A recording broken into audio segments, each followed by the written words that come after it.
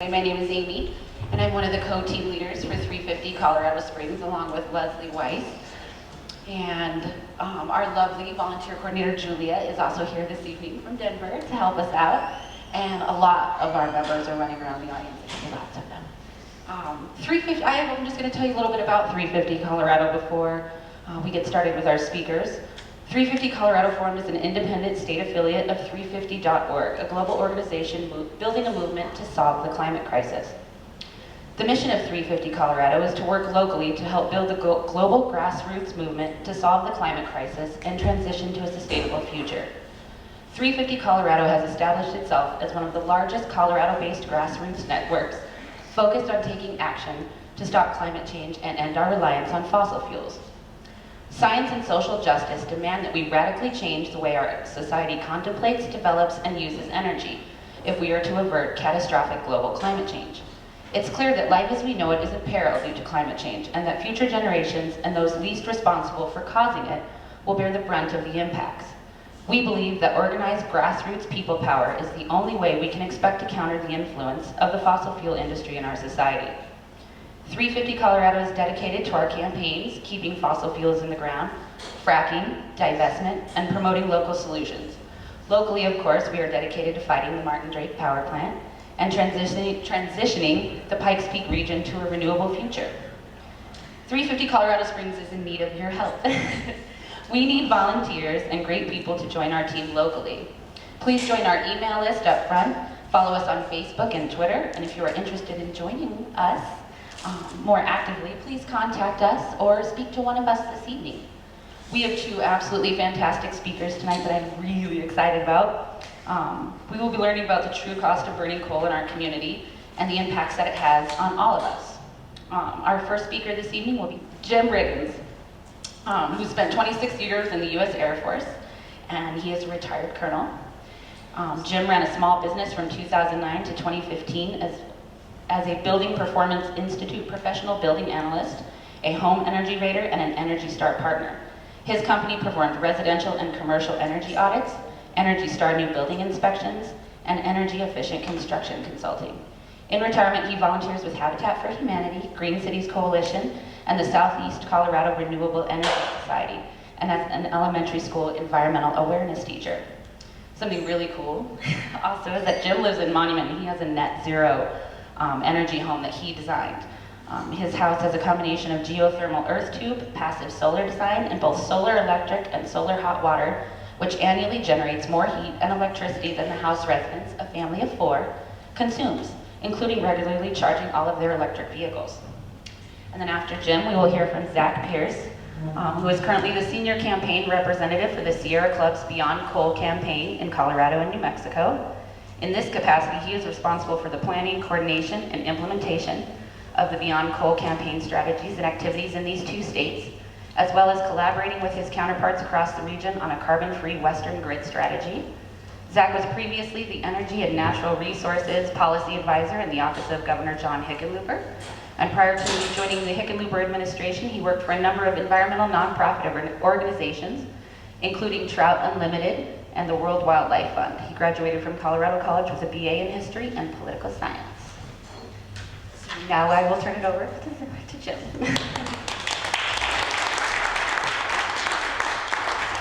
Thank you very much. I am going to try to discuss in 20 minutes a topic that should take about a day and a half to discuss, so I'm going to jump right into it. What I'm going to ask you all to do first is something maybe very difficult for this particular group, which is for the next 20 minutes, just suspend the emotional and moral arguments of what I'm going to discuss, because I want to talk strictly about money, okay? I am a devout fiscal conservative, but I'm also an engineer, so I believe in intellectual honesty as we approach discussions and civil debate on the true cost of energy generation, in this case electrical energy generation, for the nation and for Colorado Springs. So let me just start with this premise, which should be a fairly popular premise in El Paso County, Colorado, and that is that we should allow a free market forces to guide the direction that we use to determine the form of electrical energy that we're going to provide to our citizens. But an interesting thing happens with utilities, especially with municipal-owned utilities, and that is as soon as you have a socialist model, government-owned utility, which is exactly what it is by definition, market forces don't occur naturally. Okay, there is no competition. So where normally you would have supply and demand and competition between a variety of companies, that does not exist when you grant a monopoly to a particular utility. Therefore, it is incumbent upon the owners and the government, in this case, the city of Colorado Springs, to ensure that the market forces that would naturally be occurring are forced to occur given the monopoly of the utility. The third premise that I want you to keep in mind throughout this whole briefing is that you're going to hear me use the term costs, and the whole premise of this talk is that rates, what shows up on your utility bill, does not equal the total cost. But when you are talking about free market economies and free market forces, total cost is what is critical to the discussion and the debate.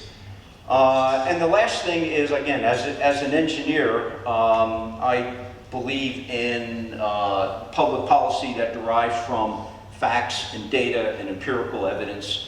And what I intend to show you today is a lot of that evidence as it pertains to the true cost of burning coal. Okay. A statement that those of you that followed the EIRP, the Electric Integrated Resource Plan 2015, a statement that you may have heard a lot as you watched utility board meetings and attended the meetings from Colorado Springs Utilities, is that the secondary or external costs of generating electricity cannot be measured, therefore they should be ignored in strategic planning. I have a slide later on to talk to you about how it wasn't completely ignored, but it was minimalized to an enormous degree. I will put forth to you that both of those concepts are false. The external costs are measurable, and they are critical in our future planning for electrical generation. What I want to focus on, and what I was asked to talk to you about tonight, is a very brief summary of what is considered to be a landmark study. It's actually a study of studies that took decades of analysis and work on particular areas of the impacts of mining, moving, and burning coal. And it put all of these under one umbrella, analyzed them, monetized it so that you could actually derive from it a cost per kilowatt hour, and presented this data as a statistical range of probability from a low estimate, a high estimate, and a best estimate. So for those of you that can think all the way back to your high school statistics class in the bell-shaped curve, what this study presents is that peak of the curve and then the two side points. So it's called the full cost accounting of life cycle of coal. The late Dr. Paul Epstein, who's renowned in this field, and a large team from all of these organizations participated in the study. I, in 20 minutes, cannot do justice to this report to provide you the detailed and intensive background as to how they came up with the data and explain it and defend it. But it's all included in the report. So I shrunk down the URL, and for those of you that want to read the full report and get the full flavor of it, that is the condensed URL for that. So let's jump into this report. I'm going to go through category by category and talk to you about aspects of those categories of mining, moving, and burning coal, some of which you are probably very familiar with, a lot of which maybe you had never even considered, and you'll have an aha moment tonight. And then at the end of that, we're gonna look at the dollars that were determined to coincide with each of these different categories. So first of all, let's talk about mining and mountaintop removal. Mountaintop removal, primarily West Virginia, Tennessee, Kentucky. Open pit mining is what occurs in Wyoming and the Powder River Basin. But here are the climate, health, and environmental impacts of these two categories. Just in coal mining regions, just from the pollutants that are kicked up and the methane that is released, 11,000 excess deaths per year from detailed studies in a variety of coal mining regions throughout the country. Those deaths cost citizens $74.6 billion per year, 11.8 billion per year in the impacts of carcinogen release and a variety of medical issues that occur in these regions. Just in the mining, and again, this is primarily in underground mining, 300,000 deaths total since 1900 from mine accidents and black lung. And those still do occur, but in smaller numbers because underground mining is being reduced in favor of the much more destructive, but the less labor-intensive mountaintop removal and open pit mining. But when you do remove entire mountaintops, you have to take that rubble and put it somewhere. And what's happening in West Virginia is over 2,000 miles of stream and aquatic habitat is buried under the rubble that was once the top of the mountain. When you deforest and release and disturb the soil, it's kicking up large amounts of methane and carbon. You get really nasty things happen when you start blocking streams and removing vegetation. A number of small towns in West Virginia are finding that very small rainfalls, which would have been a non-issue 10 years ago, are now creating very devastating flash floods. Coal washing and movement.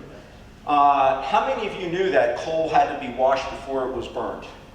Okay, so the reason for this is to remove impurities. You typically in the area of the mine, so that they don't have to be removed and cleaned out of the furnaces and turbine areas at the power plants. A variety, a cocktail of chemicals is used to rinse out the clay, the non-carbon rock, and the heavy metals. And what is left is this massive volume, well over 100 billion gallons of slurry. It is currently permitted in the U.S. that are stored in slurry ponds. The cocktail consists of 19 known carcinogens, 24 chemicals that cause heart and lung damage. So that comes from the washing. And when you have a catastrophic industrial accident where a dam that is holding back one of these ponds ruptures, like it did with Duke Energy on the East Coast a few years back, then you get devastating and long-term pollution and habitat destruction in those areas. Moving coal is also not without its costs. In addition to the diesel for the trains, which is primarily the way that coal is moved in this country, 246 railroad deaths per year that are attributed to the movement of coal. If you analyze the fact that 70% of all total rail traffic in this country moves coal, 70%. So you take the total number of deaths, 70% of those comes out to about 246. Now let's get to everybody's favorite topic, the burning of coal. And I'm going to break this up into two categories, air and then also water and soil. You have the small scale particulates, which do severe damage to lungs, less than 10 microns, and then also less than 2.5 microns are the EPA categories for measuring the particulates, oxides of nitrogen, sulfur dioxide. The conservative estimates are greater than 24,000 deaths per year, costing about $187 billion per year from these pollutants, the particulates, the sulfur dioxide, and the oxides of nitrogen. Over 38,000 non-fatal heart attacks, and then of course damage to crops, property, and streams.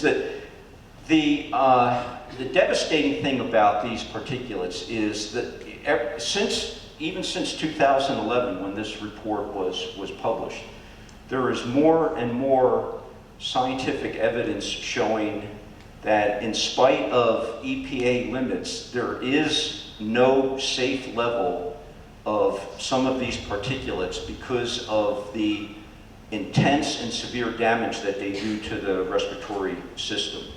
So where there may be a published EPA limit of so many micrograms per liter, it's looking more and more like even those limits are not safe. And in fact, there was just last month a detailed study published in the New England Journal of Medicine that was looking at the entire Medicare population and those living in proximity to coal-fired power plants, and the increased rates of these illnesses from that exposure.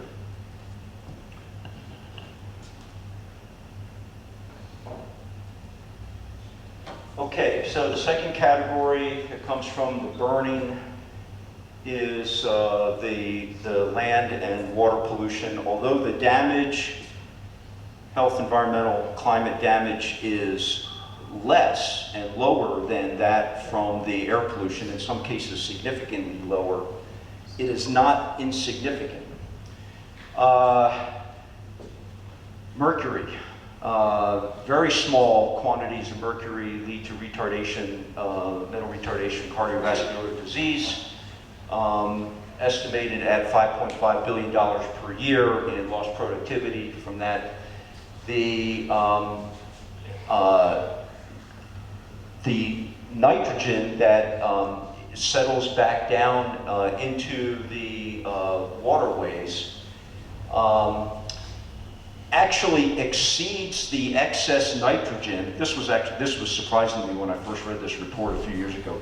It exceeds the level of excess nitrogen that is produced by farming and runoff and fertilizers. So it is estimated that a full 2/3 of the excess nitrogen in our waterways comes from the burning of coal, the other 1/3 mostly from agriculture. So what does that excess nitrogen do? Well, you've heard of the dead zones and the red algae blooms in the Gulf of Mexico that seem to be getting more predominant and larger.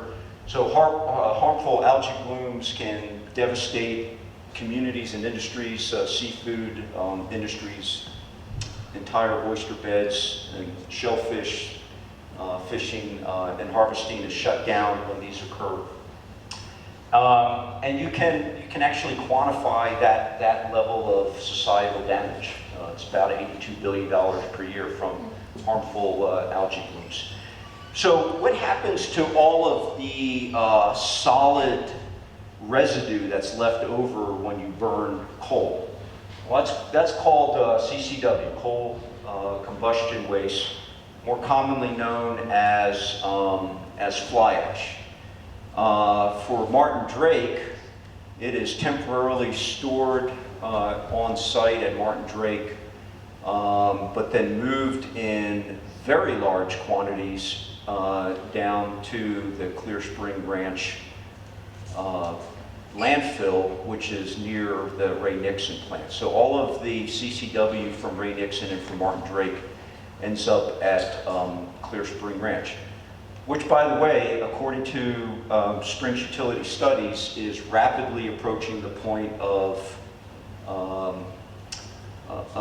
being full, that it cannot, of capacity, full capacity, and there may only be another 4 to 6 years of capacity at that ranch. So this is a little bit of a tangent, but a great question to ask yourself is, how many hundreds of millions of dollars is it going to cost to build now a second landfill to accept this fly ash to meet the new EPA standards that were put in place July of last year, which are pretty intense. They have to be lined to eliminate the residue and the toxic metals from getting into leaching out and getting into the water stream.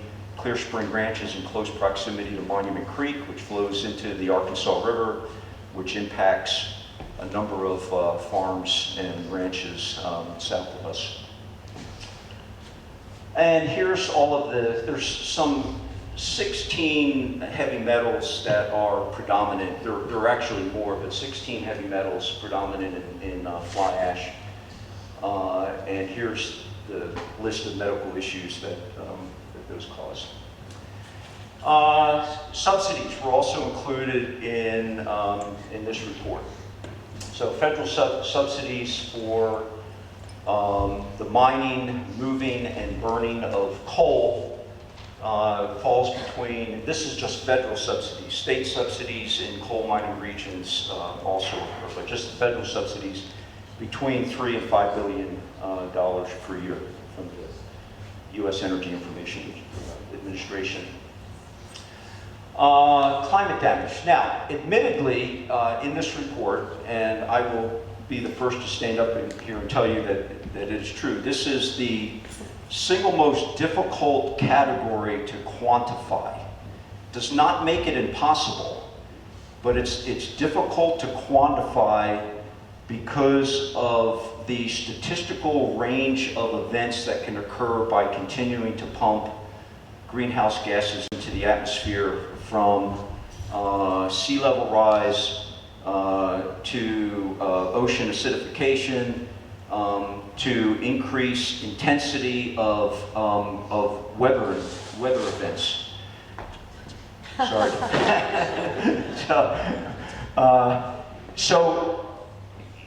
But the thing to keep in mind is that it is more difficult to quantify in terms, not whether it is happening or not and causing money. The question is how much. What is the degree of damage, and how much does that cost the U.S. population, and will it cost in the future?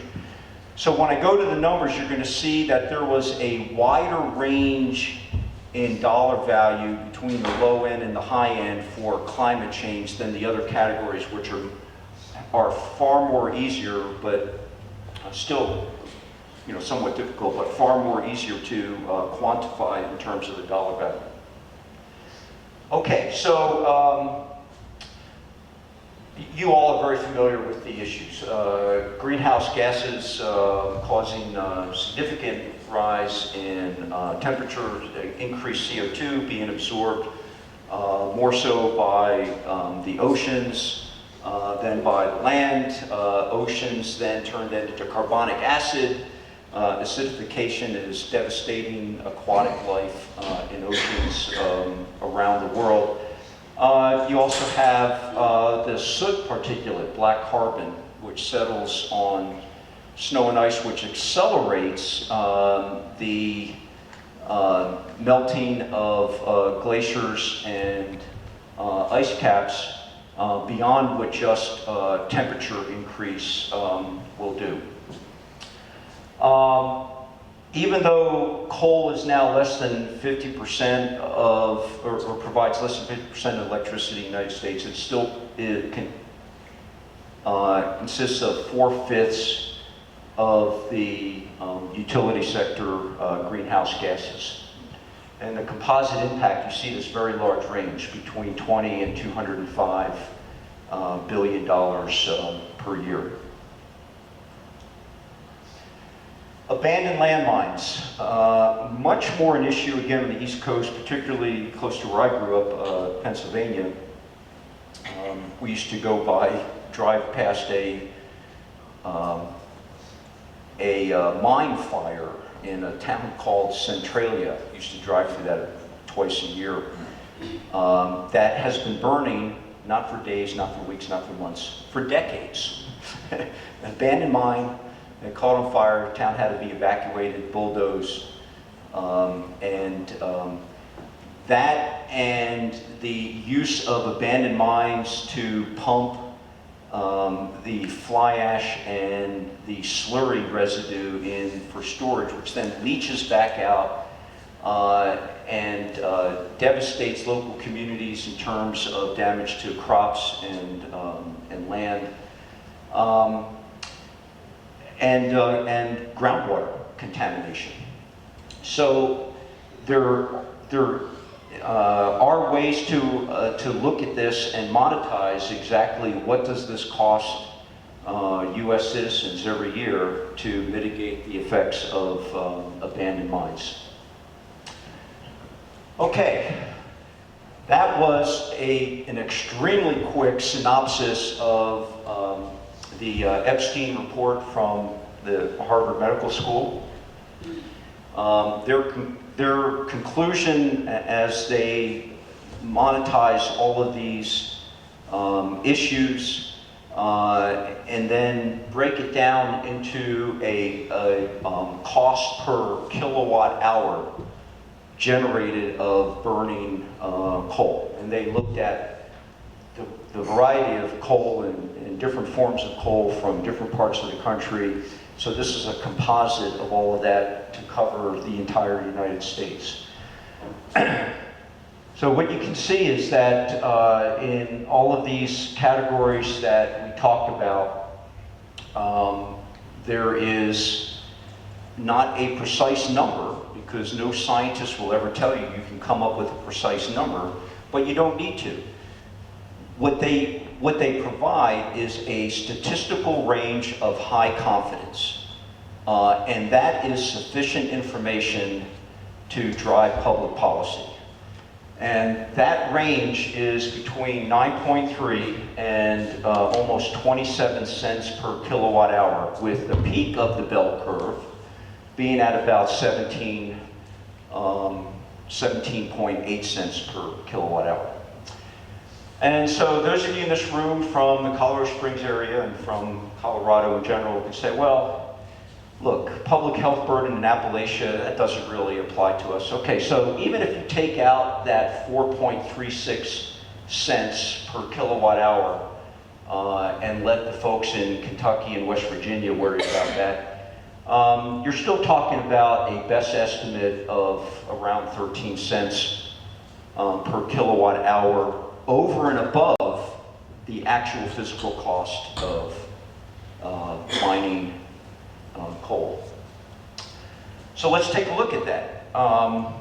What is that cost? The asset management firm Lazard, hardly a group of tree-hugging liberals on Wall Street, provides for their investors every 2 years one of the most widely respected reports called the Levelized Cost of Energy Analysis. This is version 10 from 2016, and I've pulled out a subset of numbers. And what they provide in that analysis is unsubsidized, so that's where the levelized cost comes. The unsubsidized cost that ignores any externalities and societal costs.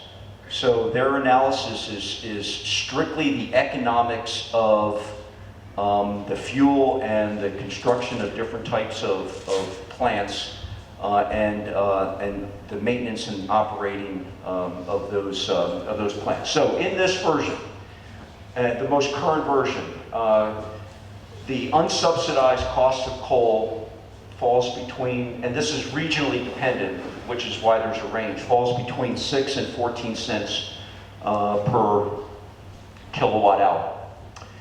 Take a look at where utility scale wind is.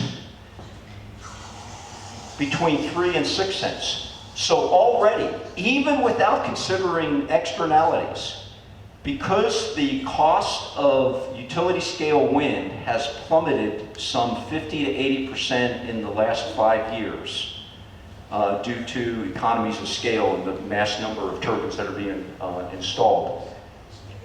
The tipping point has already been passed. It is now already, even without considering external costs, it is now already cheaper to generate electricity from wind than it is from coal.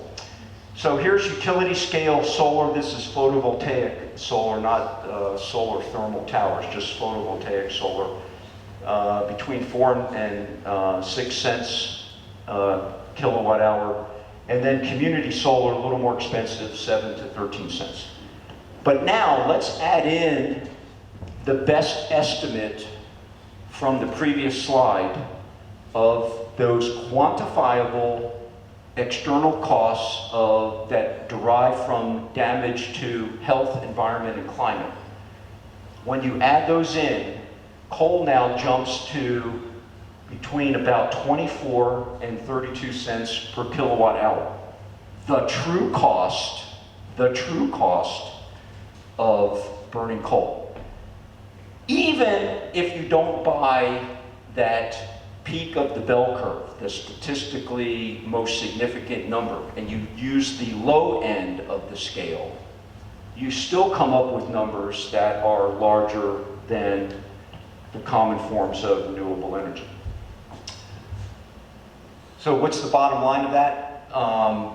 When you add in the external cost, the true cost of burning coal is about 6 times greater than wind power, about 5 times greater than utility scale solar. Okay, so to conclude, let me just foot stomp a few of the points that I tried to make here. It is intellectually dishonest to approach a long-term strategic plan about how we are going to generate electricity anywhere in the country, including Colorado Springs, by talking simply about rates. It violates the principles of a free market economy and free market analysis. If you are going to be intellectually honest in this debate, and there are some actual real viable issues that do need to be debated, but one of them should not be the science and medical research that goes beyond that goes behind the true cost of burning coal, and total costs need to be included in the debate. Those costs, those external costs, are indeed quantifiable. Do not let anybody tell you that they should not be included, because we don't know how to measure them, okay? Dr. Epstein would be rolling over in his grave to hear those words. They are quantifiable, not to the penny, but within a statistical range. But that is sufficient to develop public policy. The 2015 EIRP, you will hear Colorado Springs Utilities tell you, oh, but we did include these external costs. Well, no, not really. What they did was they pushed all of those into what's called the KT analysis, the Kepner-Trigo, which is a way of taking a look at a variety of courses of action and weighting them, and then factoring that into the decision as to which course of action to take. It turns out that these external costs were arbitrarily weighted and then put into a category that provided no more than 20% of the input to the final decision. So it was a percentage of a percentage, and it completely ignored just simply adding in those cost factors, whether you take low, high, or best, adding those cost factors into the financial analysis.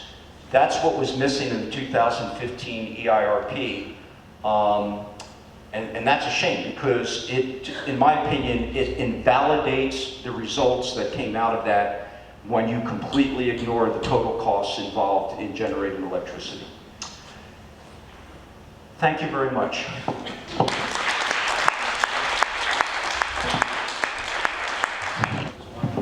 Yeah, I will repeat the question. So repeat the question. The question is that solar and wind are not continuous forms of energy, so to what degree do we have to factor in, storage? It depends on the long-range strategic plan in terms of the degree of penetration of renewable energies into the system. By that I mean up to about 30%, where renewables constitute about 30 to 35% of your total production. The current grid today is stable enough to accept that, let me just talk Colorado Springs Utilities. There is sufficient excess natural gas capacity generation at Front Range that you would not even have to add additional baseload capacity and still shut down one or both of the coal plants and make up that 30% with renewable energy. When you start to go beyond 35, say 40%, now you have to be talking storage. And the communities around the country that have pledged 100% renewables by, pick a year, are indeed looking at storage. What's the good news with that? The cost of storage is plummeting almost as fast as the cost of renewables, particularly in the area of batteries. But there are a variety of storage technologies from pumped hydro, where when you have excess capacity, you pump into an elevated reservoir and then release that at night to go through a generator when you need it. Enormous flywheels are being built, but the most promising right now is just simply the brute force method of large fields of batteries, and the prices of those have dropped fivefold in the last 10 years. And you're seeing 3 large battery farms that are nearing completion in California, a large one getting ready to be built by Tesla in southern Australia. So more and more communities are already starting to add in the storage. Good evening. I'm still processing Jim's presentation. There was a lot in there, and I hope we can circle back to some of the specifics of the externalized costs that we talk about when looking at coal production. My name is Zach Pierce. I'm the senior campaign representative for the Sierra Club's Beyond Coal campaign, and as Amy mentioned, I'm focused both on Colorado and New Mexico. I'm a new face to the campaign, so I'm about 2 months in on the job, so you guys have to be easy on me this evening. Before I dive into the presentation, I thought it'd be helpful just to share a little bit of my personal background, and so to give folks a better idea of the perspective that I'm bringing to the conversation this evening. And that perspective is primarily a policy perspective. Looking at Jim's resume, I can tell I don't come close when it comes to technical expertise on these issues, from an energy standpoint, from a public health standpoint, but I have spent a fair amount of time in government with nonprofits and thinking about how policy and regulation impacts a lot of these issues that we're talking about. So just quickly, my first exposure to environmental policy issues was as a fishing guide up in Bristol Bay, Alaska, where I worked for a few years. At the time when there was a very controversial and ongoing debate about a proposal to construct one of the largest open pit mines in North America to harvest a huge deposit of coal, molybdenum, and copper at the headwaters of what could be argued is the most prolific and sustainable salmon fishery left in the world.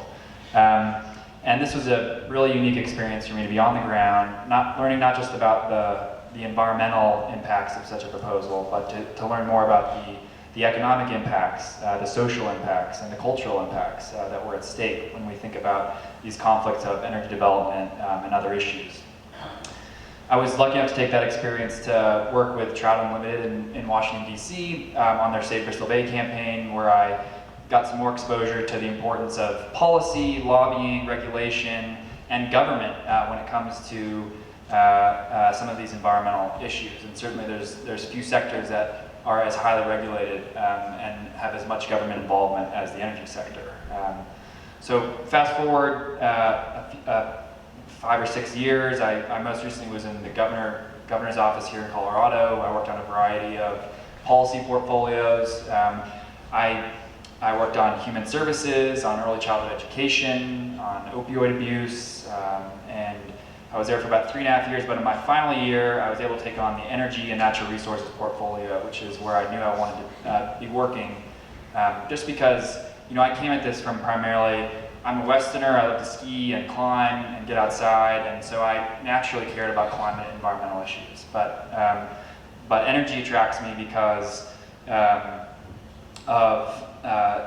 because it's such a nexus for issues that are much broader than that. We think about the public health implications, the economic implications, the national security implications.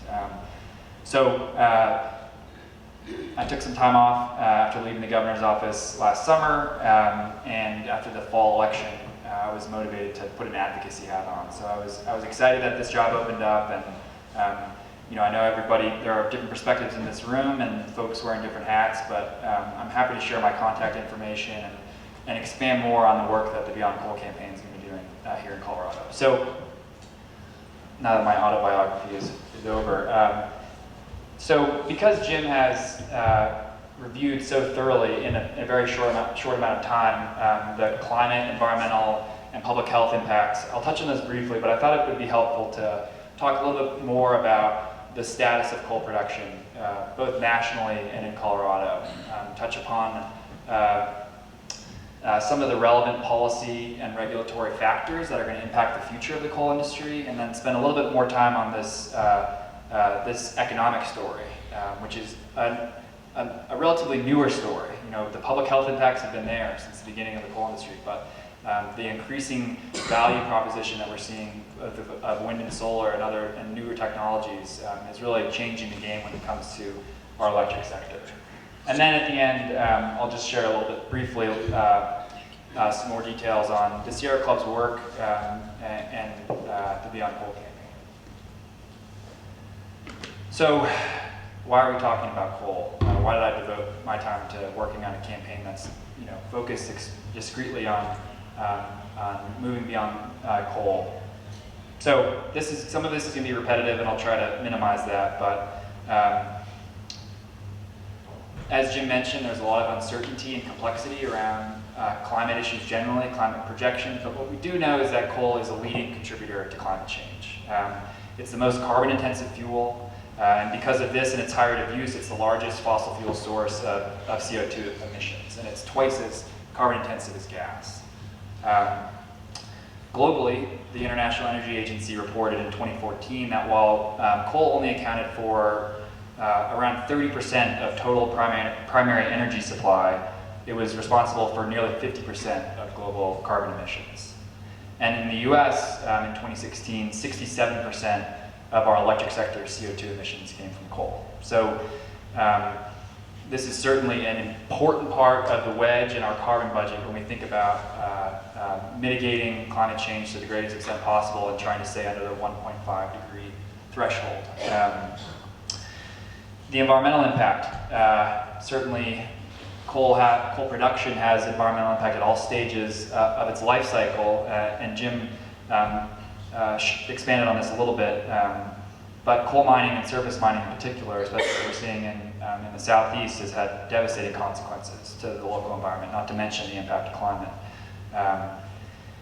In West Virginia, more than 300,000 acres of hardwood forest, which is half the size of Rhode Island, and 1,000 miles of streams have been destroyed by surface mining. And then you get these associated effects of the production with flash flooding, and so there is a litany of environmental impacts.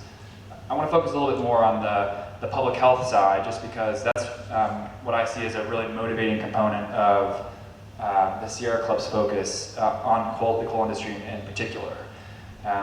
Among all sources of industrial air pollution, none pose greater risks to human health than coal-fired power plants. So chief among the pollutants coming out of their smokestacks include sulfur dioxide, nitrogen oxides, fine particulate matter, and then, as Jim mentioned, they also emit mercury, arsenic, lead, and other contaminants that get into the land and water and contaminate food and drinking water. These pollutants contributed to diseases affecting large portions of the U.S. population, including asthma, lung cancer, heart disease, and stroke. And I'll be interested to cross-reference some of the statistics that Jim and I are both using. I know it's difficult to draw out specifically impact from coal pollution versus air pollution generally for particulate matter or other sources, but in 2010, I have a study that I'm happy to share sources on where it was estimated that fine particulate pollution in the U.S. from coal plants resulted in over 13,000 deaths, nearly 8,000 hospitalizations, 20,000 heart attacks, and beyond the human side of that, a total health impact of over $100 billion a year.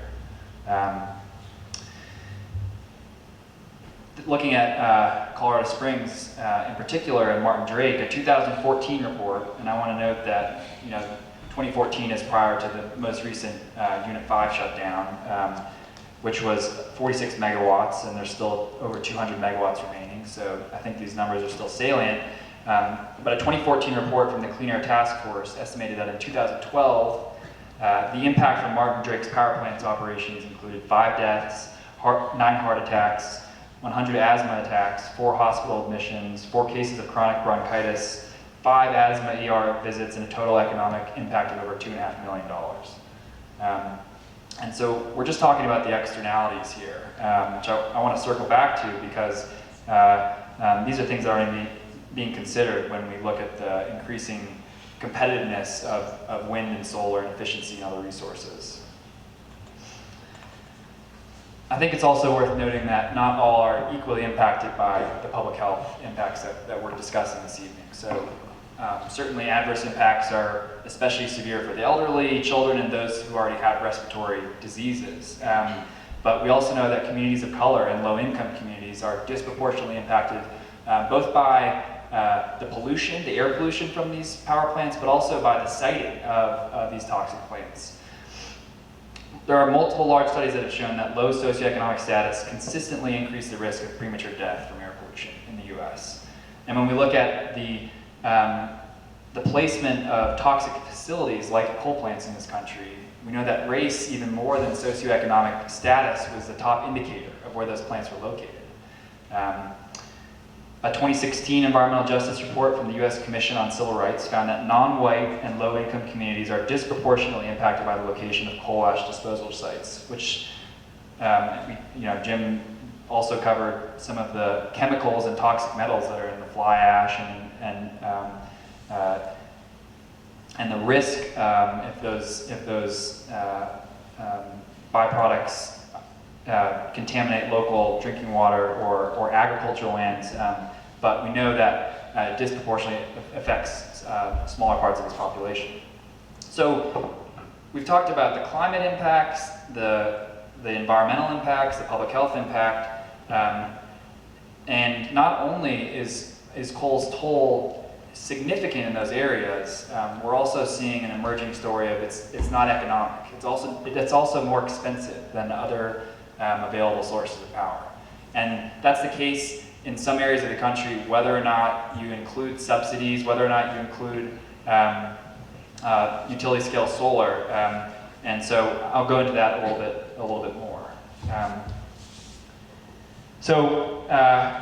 Just wanted to talk briefly about the status of coal today nationally, and then I'll provide a little bit of the national political and policy context. So while coal was certainly, it still is a large source of electricity, it was the dominant source of electricity until the mid-2000s, and you can see kind of this precipitous decline that's only continuing, and that's complemented by both an increase in natural gas as well as renewables, which is the blue line, and that trend is just accelerating. But in 2016, the power sector in the US basically is roughly broken down by a third natural gas, a third coal, and the remainder coming from renewable energy and nuclear.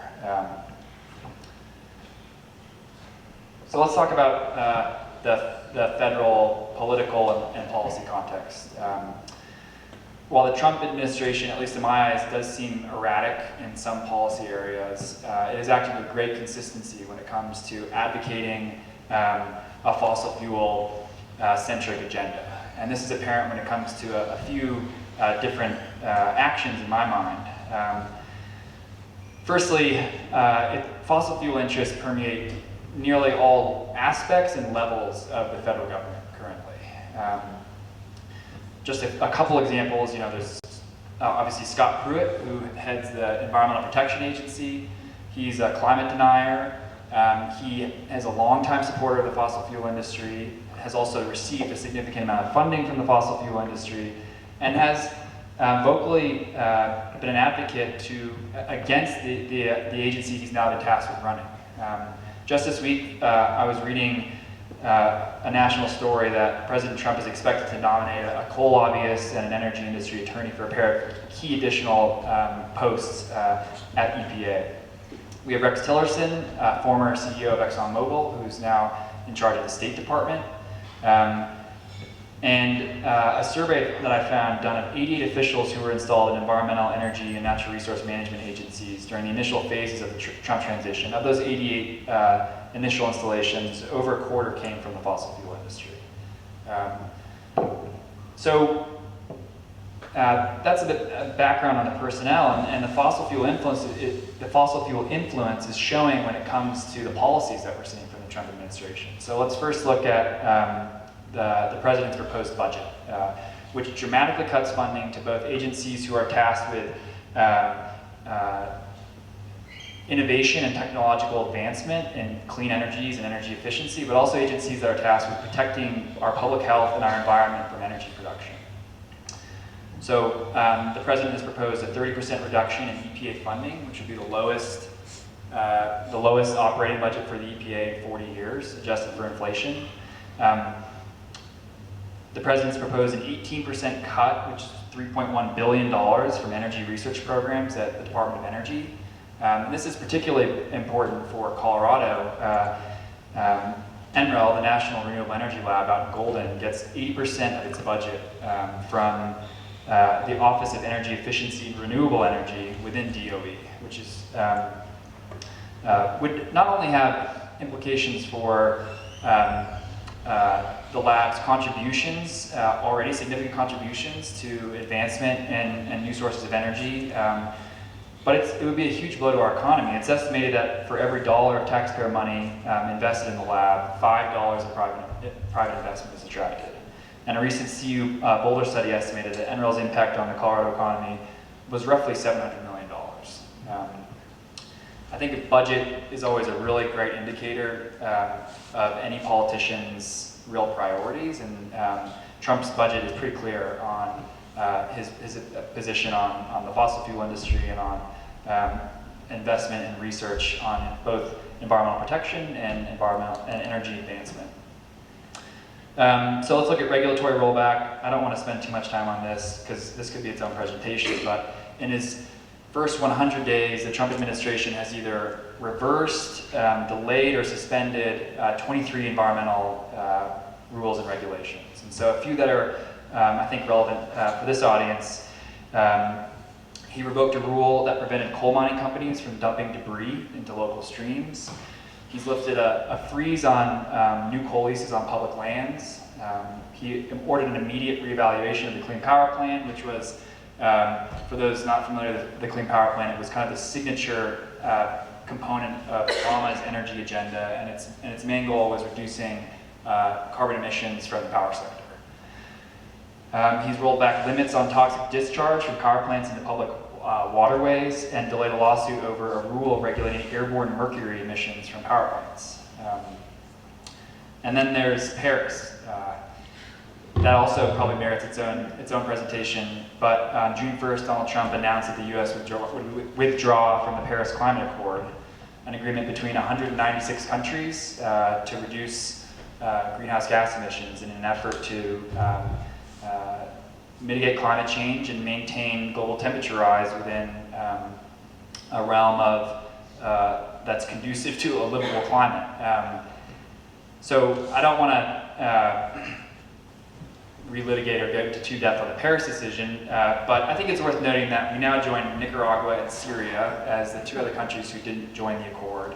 And Nicaragua opted to not join because they didn't feel like the goals of Paris went far enough to address climate.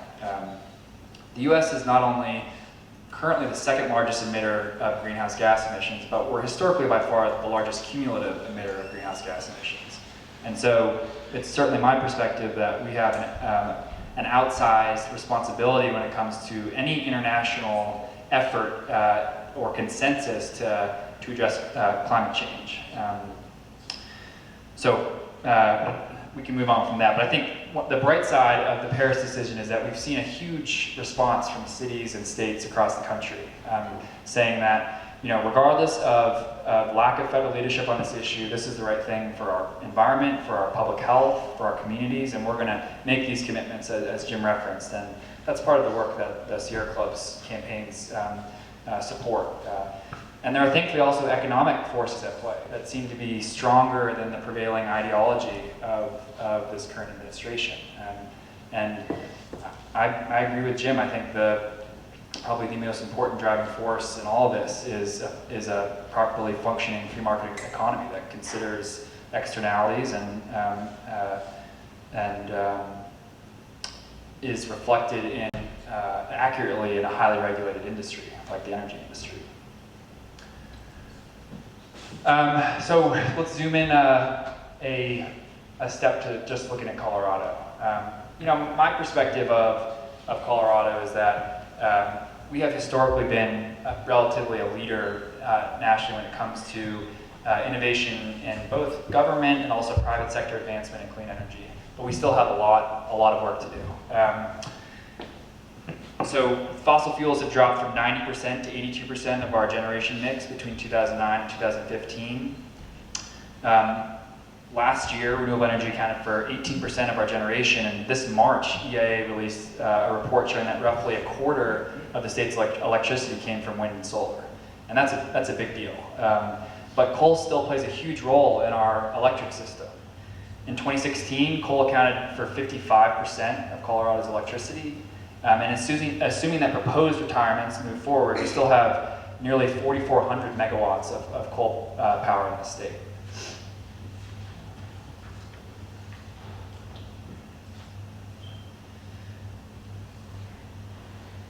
So looking at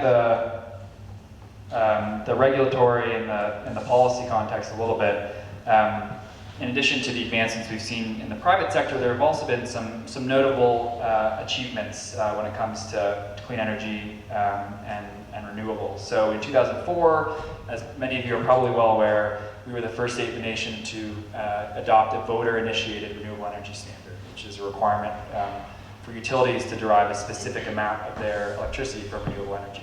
It's different for investor-owned utilities versus municipal utilities like Colorado Springs, but that was, I think, a real foundation to build upon as we try to continue to adopt more renewables in the state.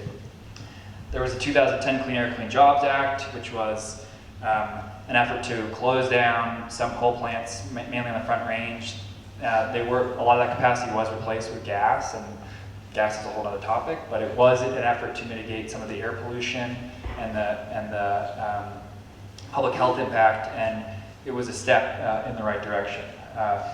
We became the first state in the nation in 2014 to limit methane emissions from oil and gas operations. And I know I'm drifting from coal a little bit here, but I want to try to give a comprehensive picture of some of the work we've done. And this is a big part of addressing oil and gas. And as we know, natural gas still accounts for 20% of our electricity. And then earlier this month, I don't know how many of you saw the announcement that Governor Hickenlooper issued an executive order. And it was doing a variety of things. It was a much needed vision for the state to reduce greenhouse gas emissions reductions, not just from the power sector, but economy-wide. It made the Colorado the first Intermountain West state to join the U.S. Climate Alliance and commit to the commitments of the Paris Agreement. And it also included specific emissions reduction cuts in the power sector, as well as formalized plans for vehicle electrification and transportation, heating and cooling, and another important piece, which is community transition, thinking about ways that the state can be a supportive and active partner when it comes to working with these communities who have traditionally relied on the coal industry as their primary economic engine, and helping to empower their efforts and equip them to make sure that they continue to flourish in the 21st century energy economy.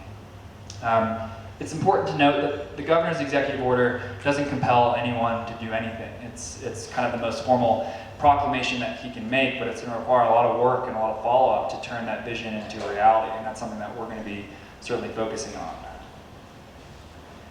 That being said, energy issues do remain a divisive topic at the state capitol. Obviously, there was a lot of criticism of the governor's executive order, and just this past spring, the state capitol decided to defund the Colorado Energy Office, which is the only entity in the executive branch that's expressly directed to promote clean energy, renewables, efficiency, and so I think that is a decent example of the fact that we do still have a lot of work to do when we think about trying to change both public sentiment, but also inform our legislators about the importance of some of this work. So I preemptively came to the next slide here, but I wanted to move into a quickly changing energy economy and some of the specifics factors that we're seeing when we look at a decline in coal. So this graph on the right is the same one that I showed earlier, but I wanted to complement it with a more specific accounting of when we look at energy trends between 2007 and 2016, where are the gains and losses when it comes to market share? And it's a pretty clear story. Coal has seen a precipitous decline, and that's been made up by gas and renewables. So coal's in decline, what are the driving factors? I think the quick answer to that is coal is simply no longer cost competitive with other sources of electricity, namely renewables and natural gas. And that, in some cases, is without considering any of the externalities. It's also important to note that consumer demand is changing. I think that the response to the Trump withdrawal from the Paris Accord is a good example of that. We've had cities and customers of utilities all over the country demanding that their electricity comes from cleaner and more sustainable sources. We've had 100% commitments from Pueblo, I believe, and Boulder, and we've also had Mayor Hancock announced in his State of the City just earlier this summer that I don't think he made a formal commitment attached to a timeline, but highlighting the importance of making sure they find a path towards getting their 100% of their electricity from renewable energy. You have cloud-based companies like Amazon and Google and Apple that are investing in their own renewable resources to enable their data centers be provided by these quote-unquote green electrons. And so what the customers and what the consumers are asking for, especially as we all learn more about all of the impacts, the public health, the environmental and the climate impacts, we're demanding new sources of electricity. And the good news is that those new sources of electricity are getting a lot cheaper. So there are certainly very real employment implications when we look at the decline of the coal industry. These next two charts kind of cross-reference the productivity that we've seen in the coal industry from the 1930s to today with the actual number of jobs. And the story that this tells to me is that automation and efficiencies have had a very significant impact on the role that the industry plays as a job provider. And these are trends that transcend any specific politician's agenda or promises. And we know that an essential part of Trump's campaign was to reinvigorate coal mining jobs. And I would argue that these trends are going to only continue. Nationally, employment in the coal mining industry peaked in 1920 when it employed roughly 785,000 people. And by 1980, the industry employed approximately 200,000 people, and by 2015, coal mining had shed an additional 60% of its workforce compared to 1980. And the story's similar in Colorado. We hit a 25-year high of 2,500 miners in 2011, and by the end of 2016, that number had been reduced to just over 1,000. So we're looking at less than 1/10 of 1% of our workforce. And that's just in the mining industry, and certainly there are jobs associated with the power plants and the utilities. And so there have been huge declines both at a national and a state level. Looks like I already jumped to my next slide here. So I mentioned this earlier, but I certainly don't want to undervalue or skip over the very real human side of this, what I've been referring to as a quickly changing energy economy. We have rural communities on the western slope like Craig, Colorado, whose economy is entirely premised around the plants and the mines in that area. And so I was encouraged to see that the governor in his executive order directed his agencies to develop a formalized plan to think about ways to support economic diversification, job retention, job retraining, and there's no silver bullet here. It's not just the government that's going to come in and change any outcomes, and it's not just the nonprofit community that's going to come in and be able to change some of these trends, but I think that there's a lot of support. It's important that we're seeing politicians and other folks starting to think about these issues more. And these local communities know what's best. They have the local commitment, knowledge, and wherewithal. And I think that we're seeing a lot of encouraging progress as some of these communities think about what a 21st century energy economy looks like for them. And the other side of this coin is what we're seeing in the renewable industry. So the red dots on these slides or the red numbers are quite small, but this is looking at increases in installations for solar and wind between 2008 and 2016. And for wind installations, we've seen a 262% increase. For solar, we've seen almost a 4,700 increase in installations. So even without considering the public health or the environmental or the climate impacts that are in the billions of dollars that Jim has reviewed, wind and solar projects across the country are coming in below fossil fuel costs. Recent projects in Arizona and Minnesota have shown solar plus battery storage are coming in below natural gas prices. And if we look at, you don't have to take it from me, if you look at Xcel Energy, which is one of the largest provider of electricity in our state, Xcel expects its wind to be the largest energy source by 2021. And And that's not just for Colorado, they have a larger region, but if you look at Excel's 2016 resource plan here in Colorado, they have highlighted that adding more renewable energy will increase cost savings. Both wind and utility scale solar are currently the cheapest resources in Colorado. And what's more, Excel concluded that these two sources of energy will likely remain the cheapest resources in the future, even as current federal tax incentives are phased out. I think it's also important to note that not only are wind and solar competing with coal and gas on a new build basis, but in some situations, it's cheaper to reinvest money in a new wind farm or a new utility scale solar farm than it is just to continue to operate some of these old coal plants. So the marginal cost of just shoveling more coal into the plant is more expensive than these newer sources of energy that also happen to be a lot cleaner. So there are also huge economic opportunities associated with growth of this new sector. Nationally, solar energy alone employs more than twice as many Americans as the coal industry. Employment in the US solar business is growing 12 times faster than the economy's overall job creation. And in Colorado, there are more than 62,000 clean energy jobs statewide. And clean tech was the Denver area's fastest growing industry in 2015. So this is an exciting development for the state's economy, for the economy's diversification, and for the future of our electric mix. Before we, I guess, jump into questions, I just wanted to share a little bit more about the Sierra Club's Beyond Coal campaign, and then also give a brief plug for our Ready for 100 campaign, which is an effort that we work very closely with. So the Beyond Coal campaign was initiated in the early 2000s in response to a series of a number of new coal plant proposals that emerged from the Bush administration. And folks at the Sierra Club looked at these proposals and the megawatts that we would be locking in and the carbon emissions that we would be locking in, and we started to go into public utility commissions to make the case for not making these new investments in what is an outdated fuel source. And since that time, this campaign has grown dramatically. We have representation all over the country,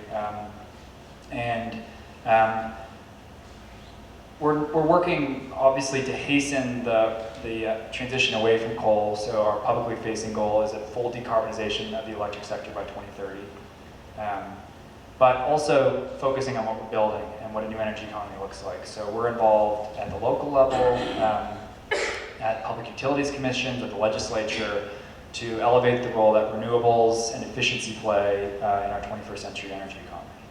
And there has been a lapse in the Beyond Coal's presence here in Colorado, but I think I'm hopefully just the beginning of a reinvigorated focus in the state, just because we have a lot of opportunity here. I believe we have all the right tools to engage with our utilities, engage with communities like Colorado Springs to continue to get this message out, to educate and to transition as quickly as you can to the clean renewable energy economy.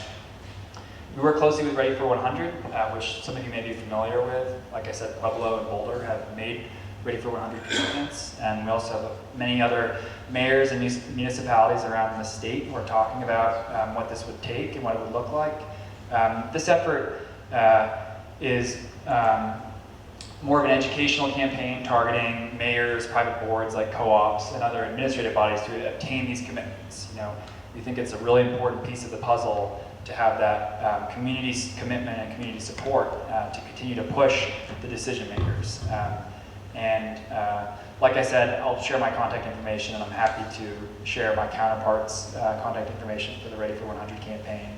But we're really excited to continue to engage and learn from community members across the state. Colorado Springs and the Drake Power Plant are going to be a big focus of our work in the coming years. And so I look forward to hopefully getting to know some of you more and answering any questions this evening. Thanks.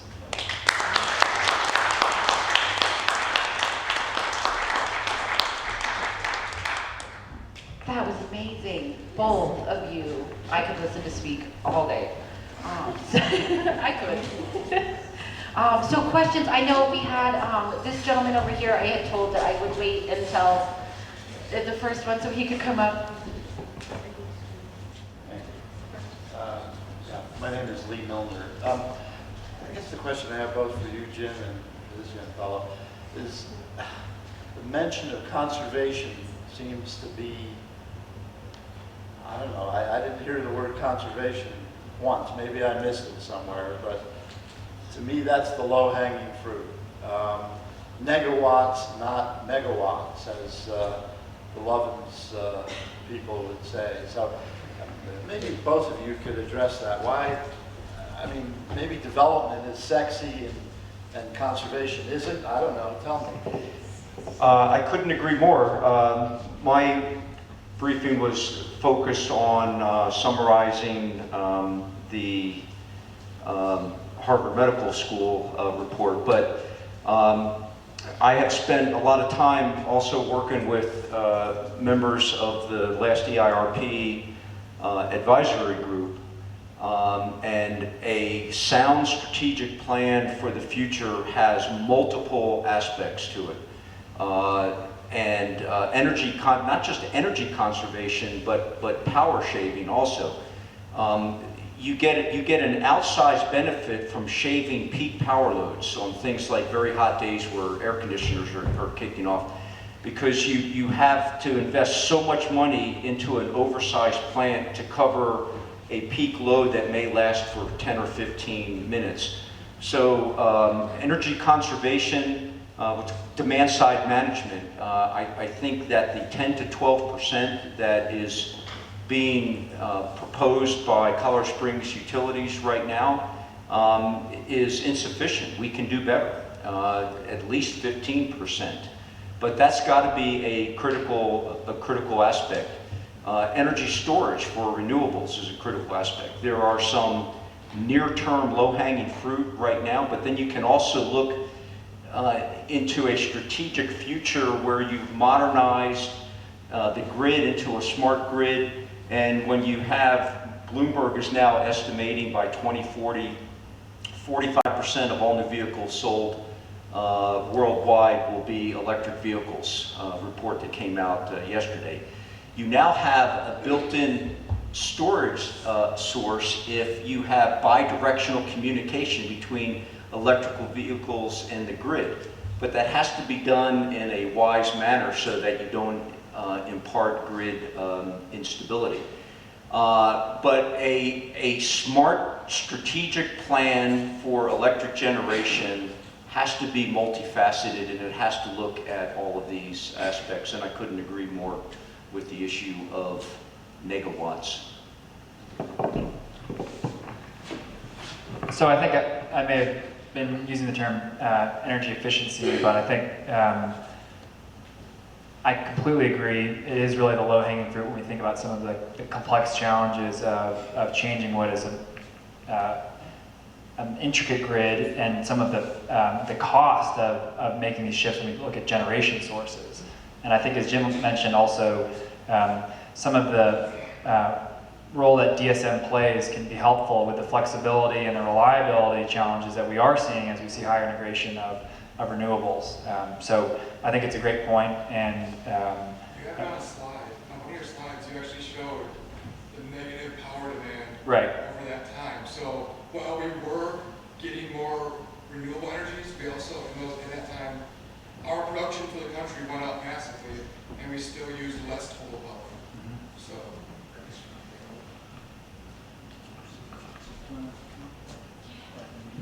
And I actually have one. I have a Facebook question for both of the gentlemen, from someone who was at one of the Colorado Springs Utilities Board meetings. They wanted to know what would be the best use of the 66 acres that is left of the Martin Drake Power Plant after it is closed, and could it be used for battery storage or some other renewable use? That's a great question that I think is worthy of serious civil debate. And actually, let me just make a quick tangent here before I go into the answer. I want to thank Councilmember Geislinger for attending tonight. We have the city council members here. I will say personally, I am impressed with this new city council's willingness to cooperate, to talk to each other, to talk to the mayor. and to sit down and listen to facts, figures, data from both sides of an argument and have civil discussion and debate. So I really appreciate you taking time out from what is the most workload for the least amount of pay job in Colorado. Yeah. So what was the question? What would be the best use of the 6 acres? Yeah, the 6 acres. There are. That's going to be in close proximity to the Olympic Museum. This is the first impression that people coming into Colorado Springs from the south have of our city. Right now, they drive into the city and they see these smokestacks from an urban coal-fired power plant, a relic of the early 1900s, that are being dismantled all over the country. But I think the debate is going to come down to community reuse or utility reuse. There are some great examples around the country: Austin, Baltimore, Chester, Pennsylvania. I think Cleveland was one of them, where there were actually architecturally significant power plants that were built in the early 20th century or late 19th century. That they've kept the architecture, they've been repurposed into community gathering places and areas for the arts and restaurants and nightlife, and there are some great success stories of reuse of old coal sites around the country. But that land belongs to the city of Colorado Springs and Colorado Springs Utilities, and it sits at a central distribution node because that's where the plant is. So I think that there would be some great utility uses for that also, supplemented by a very visible but functional and profitable solar farm at that location. I think we're going to find that when the analysis is done, that the confluence of transmission lines coming into that area is going to require that land to be used for a utility purpose, rather than spending millions of dollars to move transmission lines elsewhere. That's just my prediction. I wanted to follow up. And thank you for what you just said about council. I appreciate that. But that actually provides a segue to something that I wanted to share with this community. Your name? I'm Dave Geisler. I am a member of Colorado Springs Utilities and the city council representative who said he'd be here.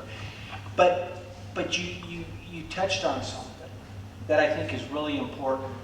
And while I was listening, you guys know each other. Everybody here, everybody who's listening on the podcast knows one another and is comfortable talking to one another about this. We are here to talk about the economic cost of coal. And what is an economy except a social construct between people who are living together and people who you're not comfortable with? It's not important to talk to one another and reaffirm to one another what you believe is right.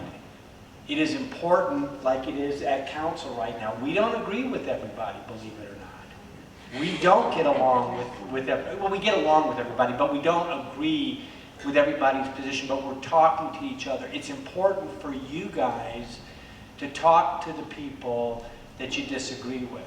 There is a reason Trump was voted to be the president. People are still in denial about that. It's important to talk to the people who voted for him. And it's important to listen to what they have to say, because we're not going to move from square one until we start talking to one another about this.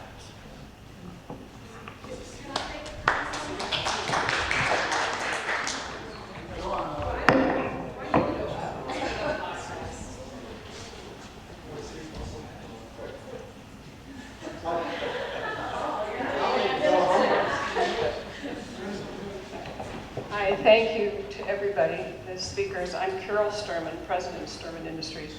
And to follow up on what you just said, one of the things I believe the city needs to work harder on, Eddie has almost 200 patents.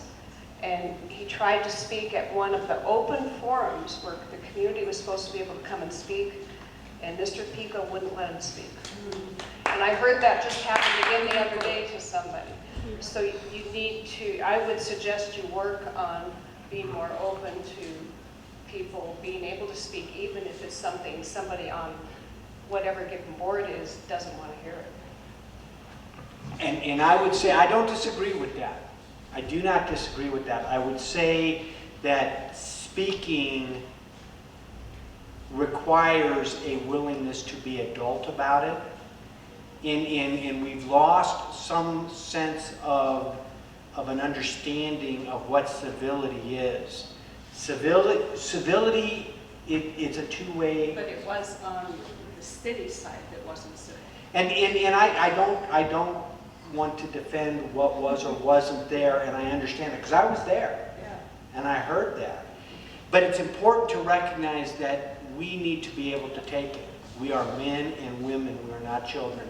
We can take a position and we can challenge one another to the position, and we can be adult about it, and that means being able to take the hard stuff. And I think I know the one you're talking about. Yeah, it was about a year ago. Well, then I don't know the one you were talking about, because I wasn't on the council about a year ago. And So- believe me, Eddie Sturman is never not civil. But being civil doesn't mean necessarily being nice and passive and milquetoast. It means being challenged. And it means being able to be challenged and to stand up and to take it. And I think we can, and we can take it, and it's important to be able to engage. And I don't know what happened with Mr. Pico, but that, I'm not going to defend that. I wasn't on there, so one way or the other. Well, thank you for being here. Pardon? There's a new chairman of the Colorado Springs facility. And there is. It's Tom Strand. And I have a question for Zach. Sure. Zach? Has there been studies that you're aware of the total cost of batteries? We collaborate with Oxford, a very senior scientist who helped invent the lithium-ion battery, and he recently gave a speech on the Oxford campus. They have a innovation program where they pick 3 scientists twice a year as part of their innovation group, and they speak, and we were there this spring. And so here he is, he helped, good enough as the person that invented the lithium-ion battery, and he worked with him as a young postdoc, whatever you call them.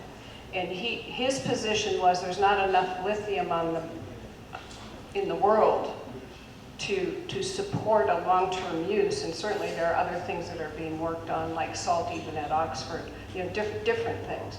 But he believes that batteries are not the solution if you look at the whole picture.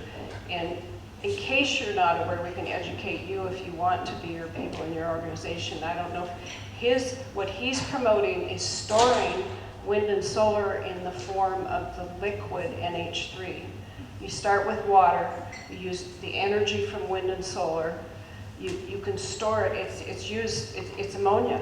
It's used for fertilizer today. It can be used in smart engines. He's teamed up with us because we've invented an engine that can get to high compression ratios to do it. But it's carbon-free storage as a liquid fuel under low pressure that can be transported in pipelines or tankers, storing wind or solar. So it's important, I think, that if the Sierra Club doesn't know about it, it's something that's being looked at worldwide. UCLA has approached us about it, Australia, and Japan's working on it with other people. It's starting to happen, so that's another alternative to storage other than batteries.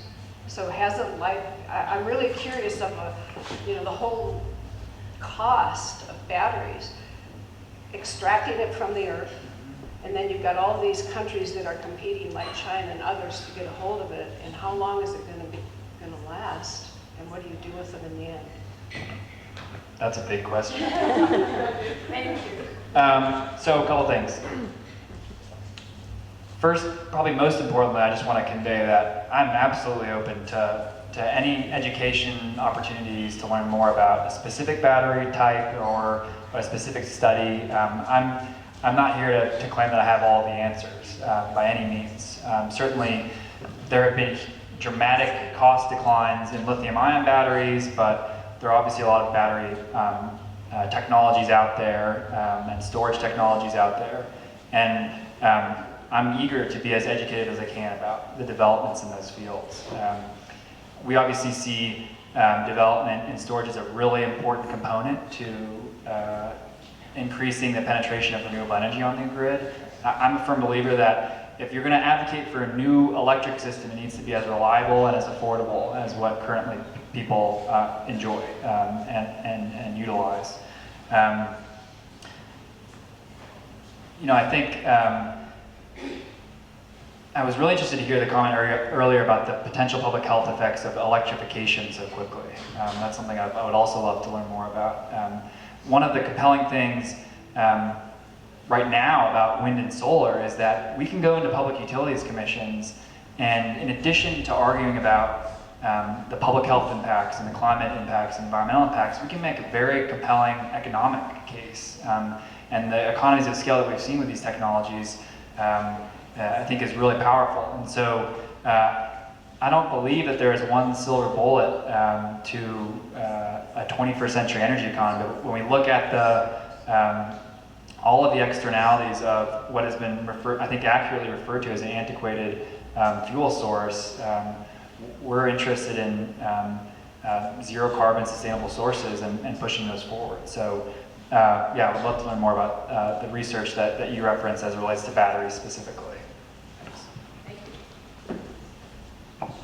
I would just like to add, again, as an electrical engineer, to me it's fascinating and exciting the different areas that energy storage are going down, and that there are so many options that look viable that are being explored right now.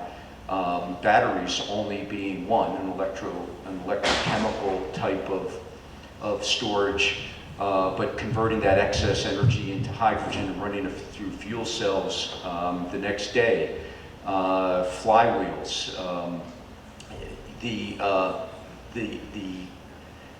but the storage also is being developed hand in hand with advanced controls and management of the grid. How many of you are aware or read the Xcel Energy press release from April that in March they set a new record for a solid 24-hour period. Every single customer of theirs in the state of Colorado was powered 100% by wind energy for a 24-hour period. So that was not because in early March they introduced massive storage. It was because they have been gradually upgrading the artificial intelligence that goes into the control of the grid, and they were able to instantly distribute this where it was needed. But Xcel Energy, to me, is the biggest example we should be holding up to Colorado Springs Utilities and to the Colorado Springs Utilities Board. Here is a company that is beholden to their shareholders and profit, okay? And they have publicly made the commitment, and they're following up on it, to accelerate the retirement of their coal-fired power plants. They are building the nation's single largest wind farm in the state of Colorado this year, and they are accelerating their use of wind. Why? It's not for the moral issues. It's not because all of a sudden they care about public health. It's because they looked at the bottom line. So that is, the crux of my argument in the briefing is that we should be doing the same thing as a municipal-owned utility, and we would be coming up with the same conclusions. And by the way, if we act quickly enough, we could be partnering with Excel's subcontractors, Next Year and others that are building the wind farms, and partner with them and bring down the cost of development and jump in while the wind farms, which are going up in our own backyard, eastern El Paso County in Calhan, while those are being built. We should be taking advantage of that.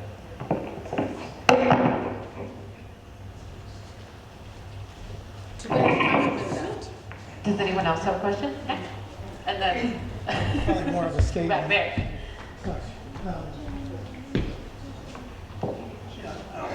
I think it's really easy to look at some of the problems of, for example, lithium-ion batteries or whatever, but what we really should be looking at is, as Zach said, there isn't a silver bullet in all this.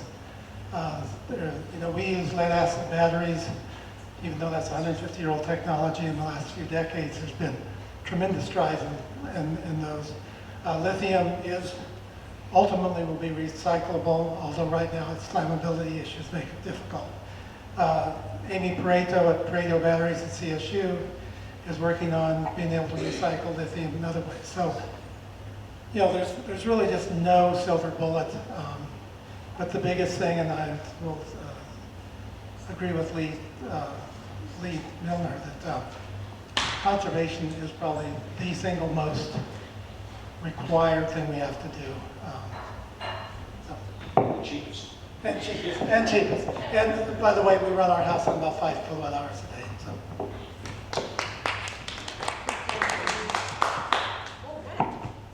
Hello, good evening, Naomi. This question is for Jim, actually. I went to middle school at a school called Eagleview that's up on the north side of town. It's right by a Safeway by Mountain Shadows area. The school is located on top of a bunch of sinkholes from old mining. I don't know if it's coal mining, but it was mining. And actually, half the school has lowered about a foot since it was constructed, to the point that they have a small staircase between the two halves of the school that's broken in half now. So I was just curious if some of those externalized costs include things like building dilapidation that occur because of mining. Yes, not specifically in Colorado Springs. And by the way, home buyers can actually go online and look up the sites of the old coal mines in this area before they buy a house that was built on top of them. Sadly, however, realtors are not required by law to volunteer that information when you're buying. So the answer is yes, but primarily in states with underground mining, like more extensive underground mining, Pennsylvania, Kentucky, Tennessee, and West Virginia is where land subsidence was included in those costs in the studies and the damage that does.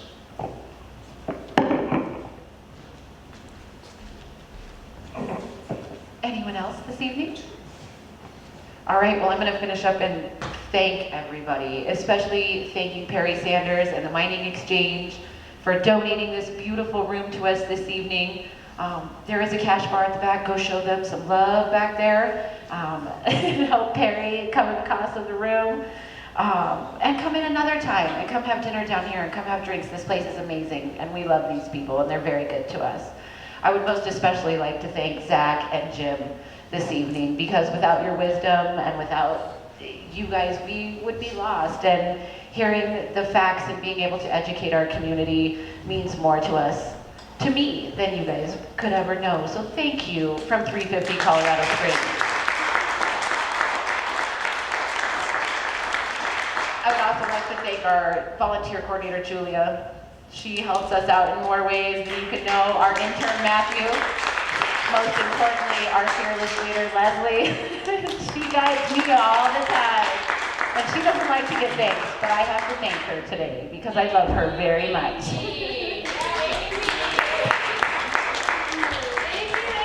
And I thank you for coming this evening, and stay for a drink and come to our next event and join us in our fight.